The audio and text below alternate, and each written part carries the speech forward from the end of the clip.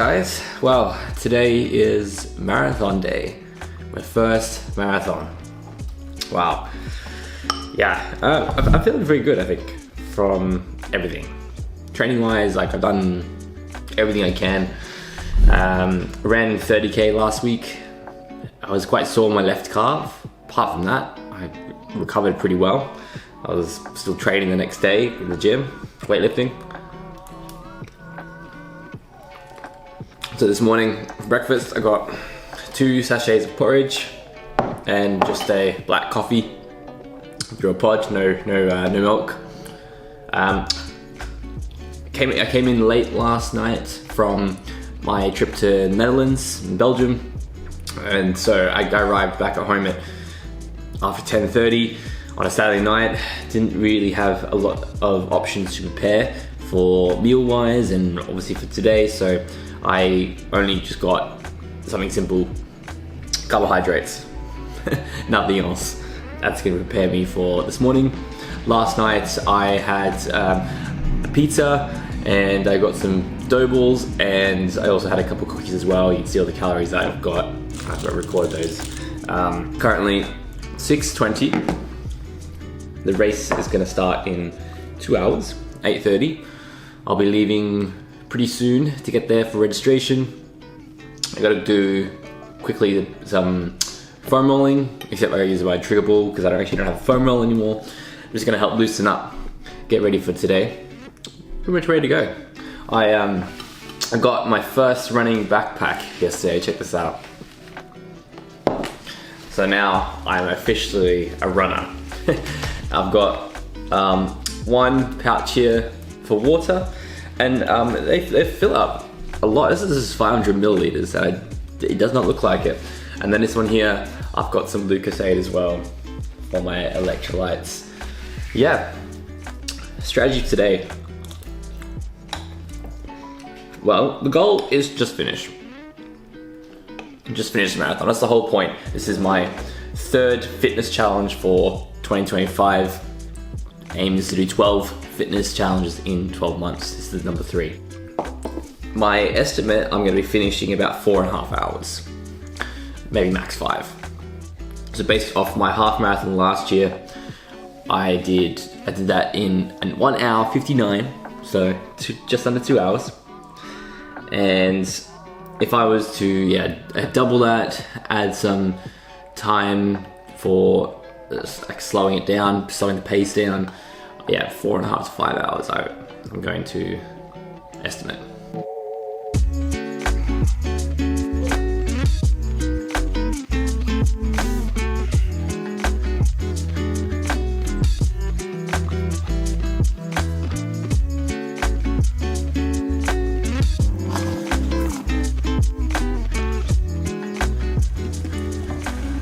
Right, so we're out now, and didn't bring a jacket or gloves because it's currently like 8 degrees outside for like 7 a.m. in London, which is pretty damn good. And it's gonna get to like a max 15, 16 degrees today, so it's gonna be quite lovely in the sun. So I thought rather than taking the extra weight, I'm just gonna go with that, just my shorts, t-shirt, and I forgot my headphones. Well, to be fair, I did realize last night that they were going flat. I didn't have a charger. That's okay. Goggins will do it without it, so I'm gonna go without it too. I'm just gonna use the hype for the race day and just listen to my body, listen to my senses, and it's gonna be a good time anyway. So I've got water here, got electrolytes here, got my gel, my caffeine gel here, and 2 other gels here, and that's it. That's what I'm taking in my Oyster card to get onto the train. Yeah, it's gonna be good fun. Okay, this is my friend Rihanna. She's also doing the marathon. She signed up 4 weeks ago. Yes. That's absolutely crazy. Yeah, 3 weeks of full training. Yep. Yeah. Okay. What's the strategy for today then? The strategy is to just keep running, keep the splits at 9 minutes a kilometre, and hope for the best. Yeah. Awesome. And how much snacks have you got today? Not that many. I had banana, Yeah. some crackers. Well, we've got 5 electrolyte gels. Yeah. And Lucasade, so. Okay. Oh, you're set. Yeah, we're set. I think there's gonna be snacks along the way, maybe as well. I'm not sure. Jelly baby. Yeah. Making way to the start line. All warmed up, kind of ish. Not sure how I'm feeling at the moment. Just yeah. Want to get it done. Okay, we're off. Just about almost 1 kilometer in. Sitting around 5:30 at the moment. Nice, good pace for me. We'll keep it up.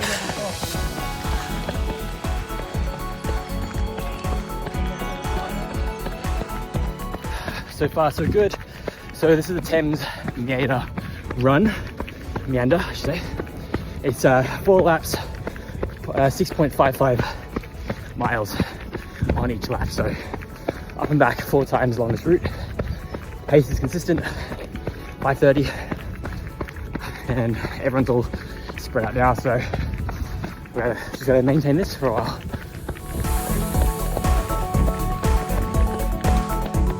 All right, 1 lap down, 11 k's in. This is my first gel. Pace is good and consistent. This is like such an awesome day. Like, check that out. Beautiful spring day.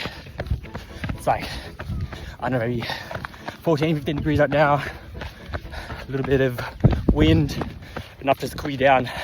Got my hands warmed up quickly, like after the first 3 kilometers or so. So yeah, beautiful day to be alive. All right, halfway, 22 k's in, half marathon done. Legs are getting heavy, quads especially, even with feet. This pace has dropped. 5:38 now. Had the caffeine gel. That was pretty strong, flavor-wise.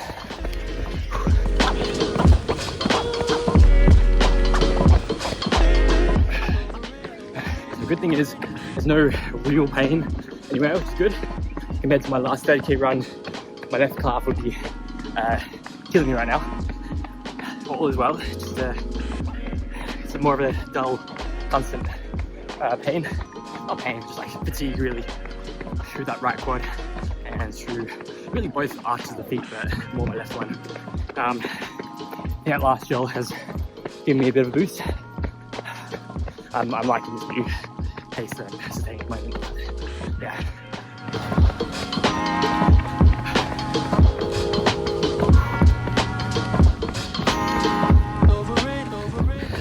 It's about the 25-26k mark.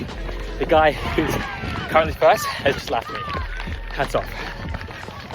To run at that speed, it's wow. Serious runner. Currently giving myself permission to think of a landmark and then run to it, and then I'm going to walk for a little bit and continue just to break it up. Otherwise, yeah, my feet very, very tired. I think that's what's holding me back at the moment so much. The thighs I can push through, but yeah, the feet. Yeah, so just at the end of the landmark where I'm about to start running again, we're hitting about the 30k mark. So for me, we are now hitting unknown territory. That's my current running distance PB, but we're here for 42 mark. Just had my last gel, but I still got to finish this lap and then stock up a couple of snacks and then finish off that last lap to go. All right, see you soon. All right, 3 laps down, 1 to go, just under 10k now. Let's go. 8:39 kilometer mark now, so we're literally 4k's. Yeah, 39, sorry, 4k's left. Just went to that last turnaround checkpoint, finished rest of water, and I'm gonna go back. What I did, which I think was really good, is that last lap, last bit there, was visualizing and also like singing songs to myself. I'm gonna explain more about it later, but that's what actually really powered me through that last half lap, you could say. So finish this, I'm gonna do the same thing. All right, so we are done, dusted. That just picks up at the end, although my calves and my feet especially were just very tired, but got a 10-minute massage, and you know what, I already feel better. Decided not to get Uber, catch public transport home. So yeah, I'm gonna go shower, eat, and then have a sauna. All right, so we're back, and it's currently 20th March, so it's about a week and a half since the marathon. Bit of a debrief. I'm just gonna tell you more about the marathon, how I recovered and everything like that. So I think I did really well in terms of recovery. The next day, obviously expected some soreness and some DOMs, but really the most of the fatigue were the smaller muscles. So in particular, through my tibularis, so the front of the shin on both sides, hip flexor, I expected that because that's my right one's usually a bit weaker, a little bit of the calves, but to be honest, my bigger muscles, glutes, hamstrings, they were actually pretty decent. Tired, but they weren't sore compared to a normal leg day at the gym. I actually did the CrossFit Open workout that Monday night, and then was in also the gym the next day. So considering based on that, I did really well to recover leg strength, and I was lifting 90% of my maximum lifts the following couple days. So that's really good. There was no soreness or pain anywhere that I experienced afterwards. I've had knee pain before, and that wasn't fun. I had to do quite a bit of rehab for that. Just your general muscular fatigue, and that's how I know when to push. So when you're going for your training runs, or just gym in general, if you can feel something, and this takes a bit of time if you're not really used to your body, but once you understand what pain or fatigue feels like, you know the difference between the two. If it's muscular, you can kind of push on a bit, and you will recover quickly if you do experience some soreness afterwards. If it's something else, maybe more of a tendon or a ligament, or just some other tissue that's experiencing pain where it shouldn't be, then you need to back off a bit, maybe take a few days off or find something else to do, and then you can return back to it, and hopefully you don't injure yourself in the process. Now, in terms of the marathon itself, I finished in 4 hours and 36 minutes, which I am pretty stoked about, considering the goal was just to finish the race, and I did that. Did it in the time frame that I expected. I said 4.5 hours to 5, and I did it in 4 hours 36. So really stoked about that. I think I could have done better. What was holding me back was my feet. Bear in mind, I just came back from holiday. I was walking 20,000 steps plus a day, so naturally my arches were already fatigued in a way. Didn't do any specific training for my feet, so that's something I could consider in the future. Nutrition wise, I think I did really well. Again, considering this is my first marathon, I planned ahead, having a few gels, stocking up when I need to, and I was able to sustain the energy very well. Obviously towards the end, where the mind starts to tell you to stop running and your body is just wants to give way, I think there is where I was really craving more energy to keep going. Hydration wise, also very good as well. I managed to get through both my water bottle and my Lucasade, so the electrolytes. I was only in the last sort of 5K where I started to feel hot because of the weather, and that was probably where the dehydration was starting to kick in. So luckily towards the end, it wasn't until the last checkpoint where I had option to drink some more water that I didn't carry. In terms of the visualization technique, what I did in the end, those last 10Ks was the hardest by far, especially the last 5. What I had to do to really get myself going again, because remember my pace was dropping, I was walking more. What I did initially was think about the moments in my life where I was a bit more annoyed or angry, trying to just bring out a bit more aggression in me to start that fire. By thinking about that, I was able to get it going. And then to sustain that, I flipped it. I started thinking about moments in my life where I was more positive, I was happy, I had shared some funny experiences with people, all that. So people in my life, people close to me, encouraging me, and that's what I was thinking about, and that kind of kept the fire burning, and that was really good. And suddenly my pace was going up almost to the point where I was doing 5:30. I think I was doing maybe 5:35 at that point. And then obviously I had to stop again and let my feet recover. But that was a really cool technique that only when you reach this point in pain where you have to dig in deep to get to that next stage.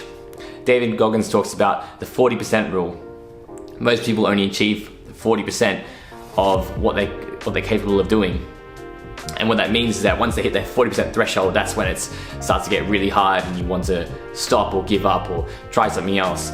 but we have a lot more than that. And think of any other people who have gone through some very painful and challenging experiences and how they've overcome that. It's not just willpower, it's that they have to go deep inside them, knowing themselves, and that's how they can push through beyond that 40%. And that's the whole point of these challenges. I'm doing these 12 month challenges to really test my mental strength and resilience. It's not just the physical aspect. Of course, it's a good timing because it's 10 years since I started my fitness journey, and that's what it's kind of like a good token of that. And so the mental part is really what I want to do, transfer that skill across other areas into my life, into business, into helping more people, serving others, growing my brand, that sort of thing. So apart from that, what is next? Okay, well, I can tell you the next 2 months of challenges is also running related. And I will be recording the videos, just like you'll see the CrossFit Open workout, because that was over 3 weeks, kind of coincided with the marathon, my first marathon. But yeah, you'll find out very shortly. In fact, I'm actually crazy enough to even not just tell you, but I'm going to show you right now what the May challenge is. You guys are going to think I'm absolutely insane. Before I quickly show you what I'm going to do for my May challenge, I just want to let you know you can use the code CAM10 for 0 to 1 merch, and you can have a look at the link in the description. They're actually going to be re-releasing some of their hoodies that just been sold out from the beginning, and they're only doing a limited restock. So if you want to get those hoodies, then you want to use that code CAM10 to save 10% off your first purchase. And if you're looking for something to help with your training, especially with your training plan, if you want to be doing a marathon, if you want to be doing a fitness event, but you need to have something to keep track of your training. So this is why I made a training journal here. It's a 3-month or 90-day training plan that you can do. So if you're not someone who's into that digital stuff and noting stuff down, get distracted on your phone, then you can buy my training journal on Amazon. And you can see you can put your strength training exercises, you can put your cardio stuff in. So that's a good useful tool if you're getting to that beginning stages of taking your training to the next level.